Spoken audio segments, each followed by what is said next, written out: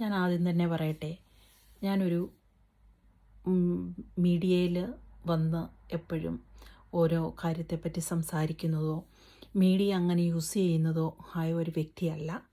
പക്ഷേ എങ്കിലും എന്നാൽ പോലും പല സമയത്തും പല കാര്യങ്ങൾ കാണുമ്പോൾ പ്രതികരിക്കണമെന്ന് എനിക്ക് തോന്നിയിട്ടുള്ളൊരു വ്യക്തിയാണ്. പക്ഷേ ഞാൻ പ്രതികരിക്കാറില്ല. അതിനൊക്കെ ട്രോളാൻ ആൾ വരും. പിന്നെ വെറുതെ അതിൻ്റെയൊക്കെ പുറകെ പോകാനുള്ള ഒരു ബുദ്ധിമുട്ടുമുണ്ട്. എന്താ ഞാനിപ്പോൾ പറയട്ടെ, ഇന്ന് ആ ദീപക്കിന് സംഭവിച്ചത്, അതിനകത്ത് അവിടെ എന്താണ് യാഥാർത്ഥ്യമായി നടന്നതെന്ന് അവൾക്കും ആ ദീപക്കിനും അല്ലേ അത് കണ്ടോർക്കും മാത്രമേ അറിയത്തുള്ളൂ. എന്ത് തന്നെയാണെങ്കിലും ഒരു പെണ്ണെന്ന നിലയിൽ എൻ്റെ സ്ഥാനത്ത് നിന്നോ, ഒരു സ്ത്രീയുടെ സ്ഥാനത്ത് നിന്നോ, ഒരു പെണ്ണിൻ്റെ സ്ഥാനത്ത് നിന്നോ, ഒരു അമ്മയുടെ സ്ഥാനത്താണോ എന്ന് നിന്നാന്നേലും ഒരു സ്ത്രീക്ക് അങ്ങനൊരു അറിയാത്ത പോലും നമ്മുടെ ശരീരത്ത് ഭാഗത്ത് ആരെങ്കിലും ഒന്ന് മുട്ടിയാൽ നമുക്ക് മാനസികമായൊരു ബുദ്ധിമുട്ടുണ്ടാവും, ഇല്ലേ? നിങ്ങൾ പറയണം.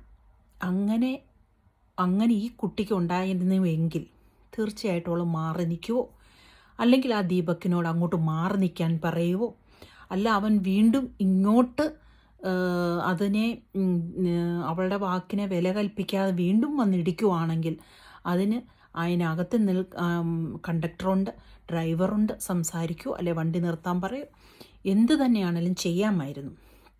ഇതൊന്നും അവിടെ നടന്നതായിട്ട് നമ്മൾ ആരും അറിഞ്ഞിട്ടില്ല. പിന്നൊരു കാര്യം എനിക്ക് മനസ്സിലായത്, അവൾ വളരെ ഹാപ്പിയായിട്ട് അത് ആസ്വദിച്ചുകൊണ്ടാണ് നിന്ന് വീഡിയോ എടുക്കുന്നത്. അതാണ് മെയിനായിട്ടുള്ള ഒരു കൺസേൺ എന്ന് പറയുന്നത്.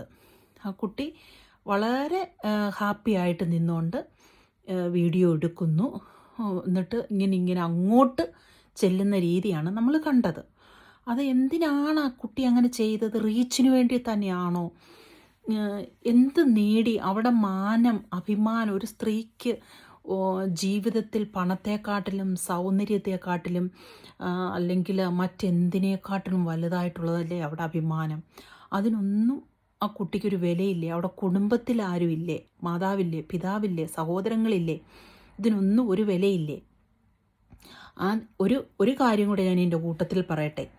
ദീപക് ഇന്ന് ആത്മഹത്യ ചെയ്തില്ലായിരുന്നുവെങ്കിൽ ഒരു പക്ഷെങ്കിൽ അവനാണ് തെറ്റുകാരനെന്ന് ലോകം, സമൂഹം മൊത്തം കല്ലെറിഞ്ഞേനേമായിരുന്നു. ഇന്ന് അവൻ ഈ ലോകം വിട്ട് കടന്നുപോയി. അവൻ്റെ മാതാവിനും അവൻ്റെ പിതാവിനും അല്ലെ അവൻ്റെ സഹോദരങ്ങളുണ്ടെങ്കിൽ അവർക്കും അല്ലെ അവനെ സ്നേഹിക്കുന്നവർക്കും അവൻ നഷ്ടമായി.